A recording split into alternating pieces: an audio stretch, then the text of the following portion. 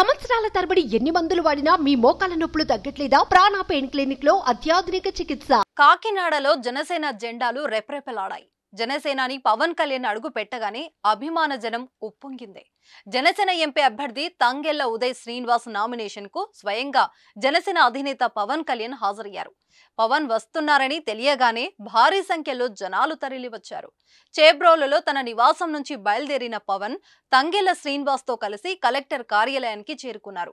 అనంతరం పార్లమెంట్ అభ్యర్థిగా తంగెళ్లతో నామినేషన్ వేయించారు. దీంతో జనసేన తరపున తంగెళ్ల శ్రీనివాస్ ఎంపీ అభ్యర్థిగా బరిలో నిలుస్తున్నారు.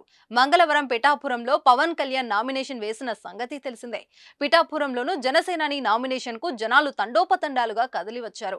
పవన్ నామినేషనా విజయ్ యాత్రన అన్నట్లుగా పిఠాపురం జనం పోటెత్తింది. బుధవారం కాకినాడకు పవన్ కళ్యాణ్ వస్తున్నారని కొద్దిసేపటి ముందు మాత్రమే తెలిసిన జనసేనాని చూసేందుకు జనం సంద్రమైంది. జనసేన కాకినాడ ఎంపీ అభ్యర్థి ఉదయ్ ను గెలిపించాలని పవన్ కళ్యాణ్ కోరారు.